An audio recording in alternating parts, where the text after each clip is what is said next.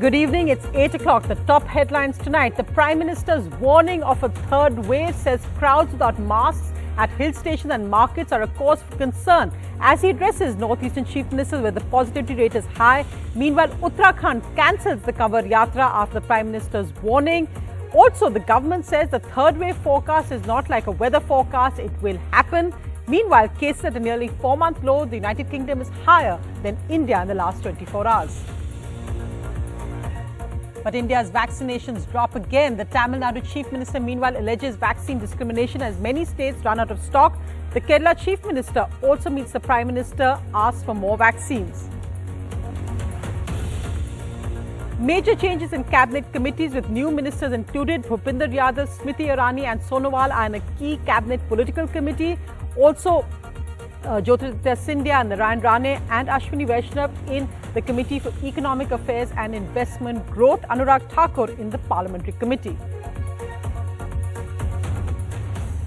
Rahul and Priyanka Gandhi meet with political strategist Prashants the first time after Uttar Pradesh 2017. Not state-specific but part of a bigger strategy, says sources. So after Pawar Kishore, now Gandhi's Kishore. Meanwhile, good news for both the Chief Minister and Sidhu in a few days. Finally, the monsoon covers India. In Delhi, the monsoon arrives 1 month after it was initially forecast, but a worry over the monsoon deficit in parts of India. The Delhi High Court orders activist Saket Gokhale to delete defamatory tweets he made against Lakshmi Puri, ex-UN official, and also the wife of Minister Hardeep Singh Puri, saying that he has no evidence for his claims. And cheer for India. The Prime Minister meets with India's Olympic team and their families as India's largest ever Olympic contingent is all set to leave for Tokyo.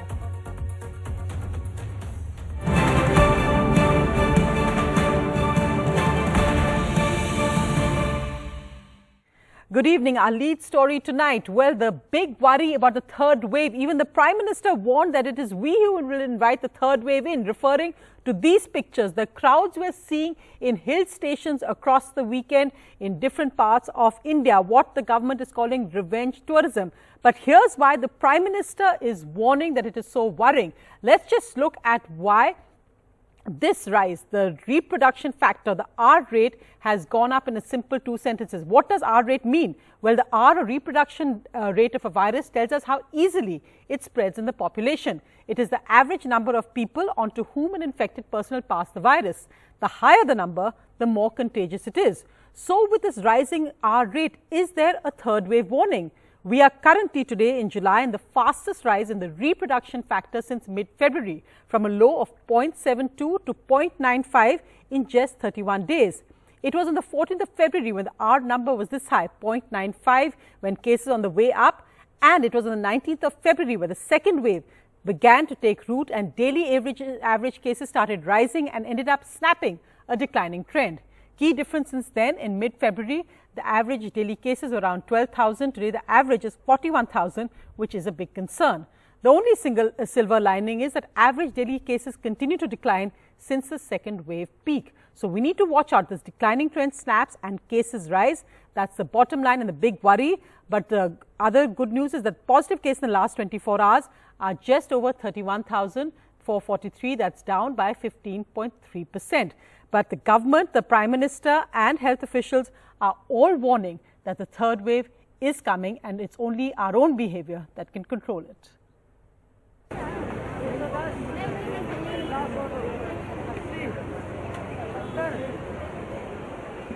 With these pictures in mind, a warning from the Prime Minister. Hill station में, markets में, बिना mask पहने, बिना protocol का अमल किए बिना भारी भीड़ का उमड़ना, मैं समझता हूं एक चिंता का विषय है, ये ठीक नहीं है। ये बात लोगों को समझाना जरूरी है कि तीसरी लहर अपने आप नहीं आएगी। हेडलाइन में आप लोगों के सामने प्रस्तुत करना चाहूंगा, जिसमें ये कोट किया गया कि हम 2 साल से घर में थे, तो वो हमारे लिए जेल के समान थी। जब हम थर्ड वेव की बात करते हैं तो हम थर्ड वेव को मौसम के समाचार की तरह से हम उसकी गंभीरता और उससे संबंधित अपनी रेस्पॉन्सिबिलिटी को शायद जिस स्थाई पर समझने की जरूरत है, वहां पर कुछ चूक हो रही है। In fact, the Prime Minister met the Chief Ministers of the northeastern states, which have most of India's districts with a 10% plus positivity rate. Parts of northeast India are still under COVID curfew with some relaxations. But a few pockets are in total lockdown, like Assam's Jorhat and its neighbouring Golaghat, due to a rising number of cases. We are imposing complete lockdown.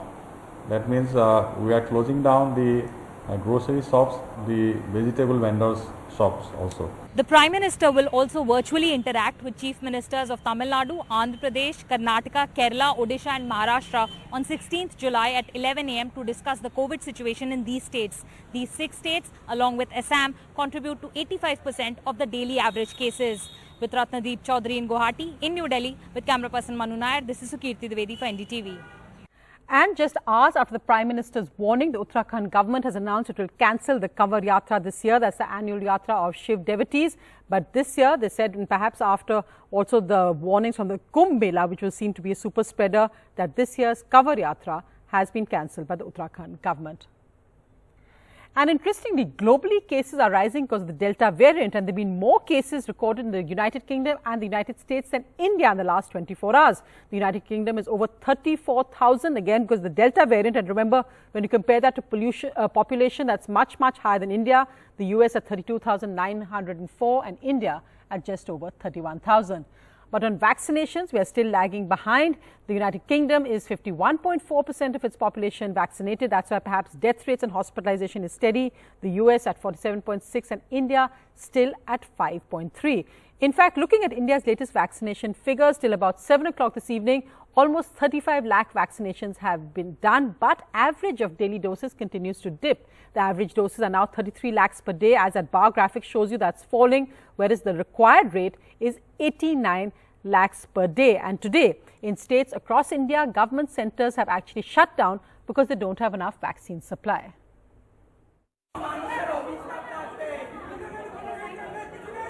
The impact of the vaccine shortage. Several vaccination centres shut in the country's capital today. In Kolkata, one centre with some vaccine supply was bursting at the seams.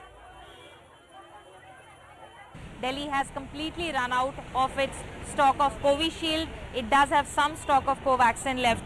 We are now standing outside a vaccination centre in Saket.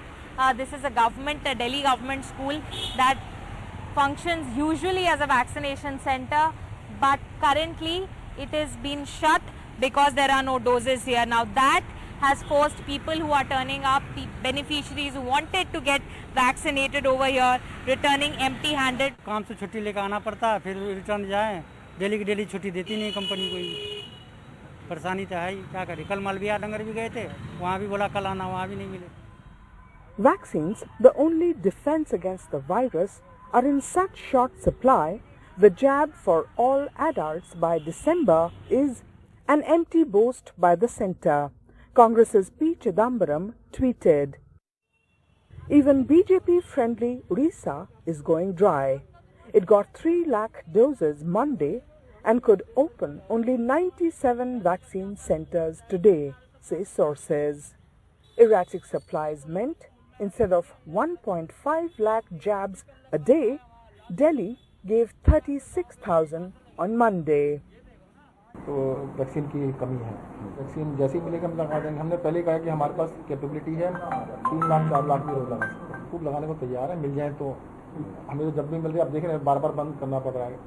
The shortage of vaccine leading to such chaotic scenes that you see behind me. Men, women coming in search of vaccines to this centre at Kalighat in the heart of Kolkata, because they aren't getting vaccines where they are. Picnic garden में कहीं कोई vaccination centre नहीं है, इसीलिए last में कोई option नहीं है ना, क्या करें अब, लास्ट में आना पड़ रहा है, 6 बजे से लगे हुए हैं, क्या करें।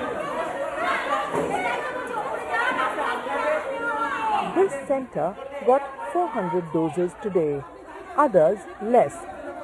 So over 1,000 vaccine seekers showed up here from distant places, even the districts. তাই জন্য পেরিফেরি থেকে আসে মালঞ্চ, ক্যানিং, দক্ষিণ 24 পরগনার ভিতর থেকে, পেরিফেরি থেকে, সুন্দরবনের কাছ থেকে লোক এখানে ভ্যাকসিন নিতে চলে আসে। তো সেক্ষেত্রে সবাইকে করা পসিবল হয় না।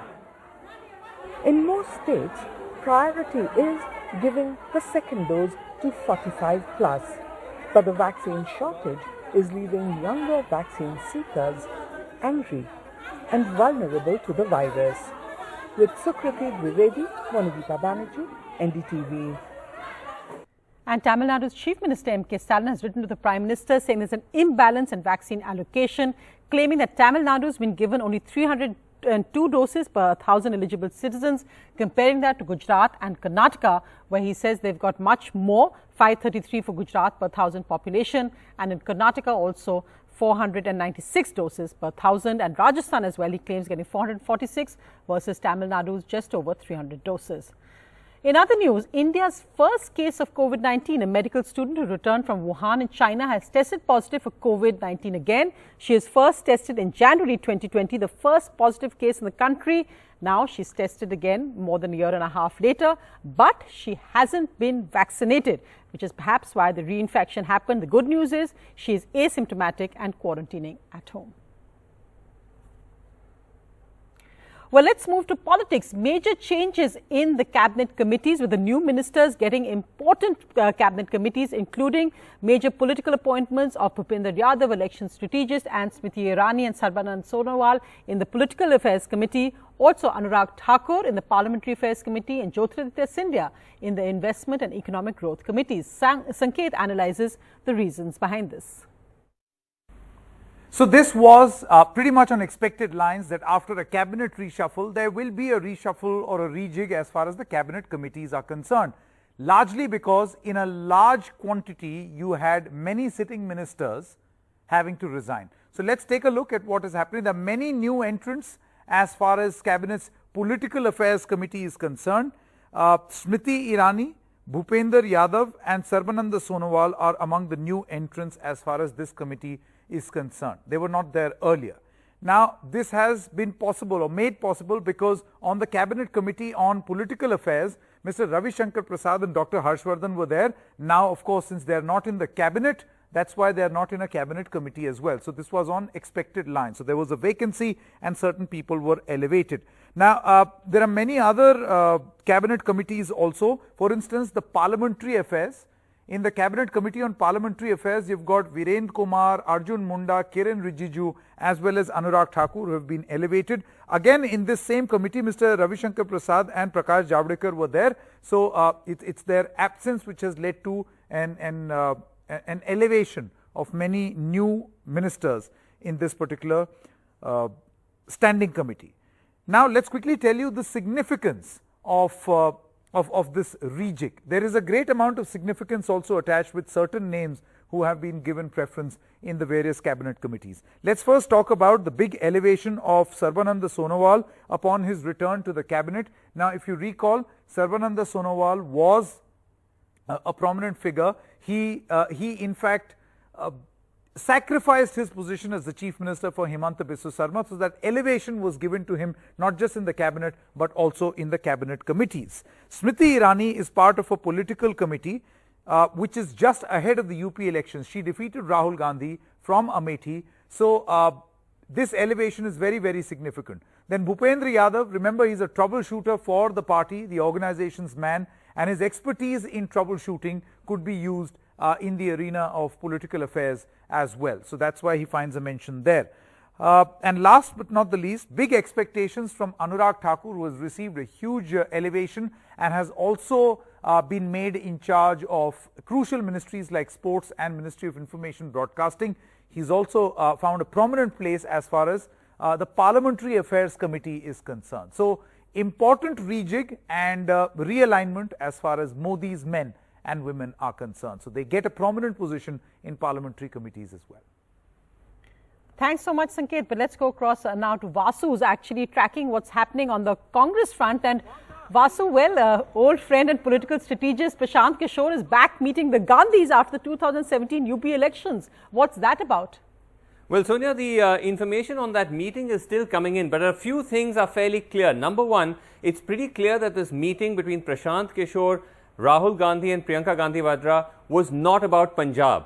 This was a separate meeting they had. It seemed to overlap with some of the firefighting meetings that the Congress leadership is holding on Punjab. But as Harish Rawat himself, who's the Congress Punjab in charge, clarified, the PK RG PGV meeting was not about Punjab, which gives a fairly clear indication that this could be the first exploratory meeting between Prashant Kishore and the Congress Big Two on perhaps possibly doing some business together. As you said, for the first time after that debacle in 2017, when the PK Rahul Gandhi, Akhilesh Yadav attempt to cobble together a Gathbandhan didn't work out. Now remember, this comes in the context, Sonia, of Prashant Kishore saying that he does not believe in a third front. He believes that the Congress has to be on board for whatever kind of coalition that he's crafting to take on the BJP in 2024. He's also said publicly and privately that despite what happened in 2017, he still has been in touch with the Gandhis. He has fairly good relations with them.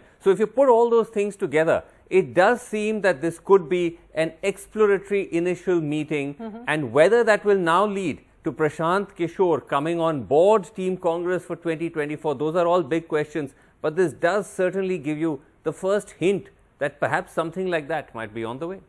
Right, Vasu, thanks so much. And though Punjab wasn't officially on the agenda as such, Harish Rawat, Punjab Congress in charge, after meeting with Rahul and Priyanka Gandhi, said that in the next 3 to 4 days, there'll be good news for both camps in Punjab. This is Navjot Singh Sidhu had his latest series of tweets.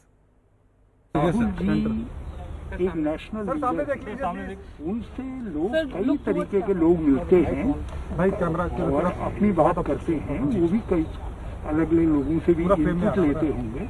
उसका मतलब ये नहीं है कि प्रशांत किशोर यहाँ आए तो वो पंजाब के विषय में नेगोशिएट करने के लिए आए या पंजाब के विषय में बात करने के लिए आए।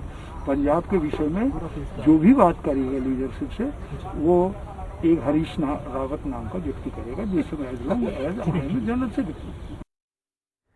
Well, moving now to the good news, the monsoon is finally in Delhi almost a month later than the official weather forecast. And the good news is it's also reached across India now with today's arrival in Delhi. But there's still a worrying monsoon deficit in many parts of India.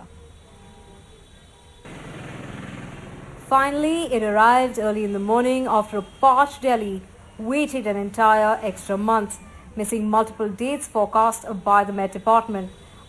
Ironically, the IMD had forecast that monsoon would reach Delhi by the 15th of June, much before its usual date of the 27th of June. But it ended up being the most delayed monsoon in 19 years. The Met Office got the forecast date wrong 4 times over and says this type of failure by numerical models is rare and uncommon. The delay in monsoon has led to a 67% deficit in Delhi. The rain deficiency, which is at 67%, we do not expect that it will get covered during the month of July, but month of August and September seems to be much promising in terms of rainfall, and during that time, by the end of monsoon, we expect that Delhi will receive a normal rainfall. The monsoon has covered the entire country now, and heavy rainfall in Shimla and Dharamshala has led to flash floods. Roads in Kulu have been closed due to waterlogging, and flights to Dharamshala have been cancelled. Himachal Pradesh will see heavy showers from now till the 17th. A red alert has been issued for Konkan and Goa, Madhya Maharashtra, Saurashtra and Kutch today. Heavy showers likely in Uttarakhand over the next 5 days, with Konkan and Goa seeing heavy showers from now to the 15th.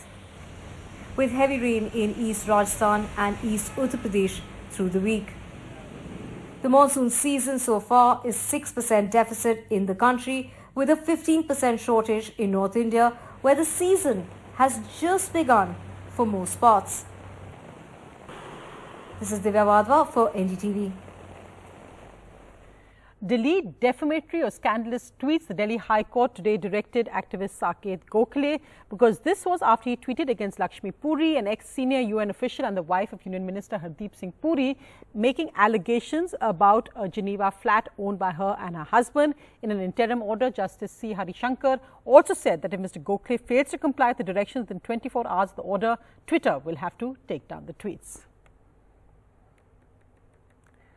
Well, he was one of the World Cup winning team of India's 1983 World Cup's winning squad, Dev's Devils. Jaspal Sharma died suddenly of a cardiac arrest in Delhi this morning. He was just 66. 20 days back, the class of 1983 was celebrating their achievement. Along with them was Jaspal Sharma, the hero of India's semi-final who scored 61 runs. Jaspal Sharma told NDTV about India being underdogs. Yes, we were when we started the first game. Right. When we gave the whole world a shock, winning against an unbeatable side, Yeah. West Indies, then they were underdogs after that. Right. So we were the favorites. Right. So it all changed. Mind you, the BBC didn't record that match because they thought India है. West Indies versus Zimbabwe, हो जाएगा. West Indies will go through. Right. So the moment they came to know, then they started following us. The news of his death met with shock by his former teammates and cricketers. Chris Srikanth tweeted, "Sad to hear the demise of my former teammate and friend Jaspal Sharma. He was one of the main heroes who helped us lifting the 1983 World Cup. May his soul rest in peace." Ravi Shastri said that he was really saddened and shocked at losing a colleague of World Cup fame so early in life. Condolences to the family and God bless his soul. Sachin Tendulkar said that he was shocked and deeply pained by the demise of Jaspal Sharma. Post-retirement, Sharma remained actively involved in cricket administration. He served as a national selector across 2 stints and was part of the committee that picked India's 2011 World Cup winning squad. The news of his death has left his mates and India numb. He will be missed, but as we end tonight, we end with a story of cheering for India. With just 10 days to go for the Tokyo Olympics, the Prime Minister today interacted virtually with India's Olympic team and some of their family members. 126 Indian athletes will take part in 69 events across 18 disciplines in Tokyo. PM Modi spoke to 15 of them on Tuesday evening. Among them was world number 1, Deepika Kumari. Namaste, sir. मुझे पता चला है कि आप बचपन में आम तोड़ने के लिए निशाना लगाती थी। आम से शुरू हुई आपकी यात्रा बहुत खास है। आम मुझे बहुत पसंद था, इसलिए स्टोरी पढ़ी, बट मैंने बैम्बू ब्रो से स्टार्ट किया था और फिर धीरे-धीरे मैं मॉडर्न बो पे आई थी, sir. The PM spoke in Gujarati with world number 1 rifle shooter Elevenil Valerivan, who began her professional shooting career in Gujarat's Sanskar Dham school. કેમ છો? એલા હવે ગુજરાતી બોલે છે કે નહીં? હા સર, થોડુંક આવડે છે મને. And even had a bit of banter with PV Sindhu over eating ice creams and the Fogart family. आपको आइसक्रीम भी खाना अलाउ नहीं किया था। क्या अभी भी आपके आइसक्रीम खाने पर पाबंदी लगी हुई है या कुछ छूट मिली है? सर ऑब्वियसली थोड़ा कंट्रोल करती हूँ सर। और जब सफलता के बाद मेरा मिलना होता ही आप लोगों से, तो मैं भी आपके साथ आइसक्रीम खाऊंगा।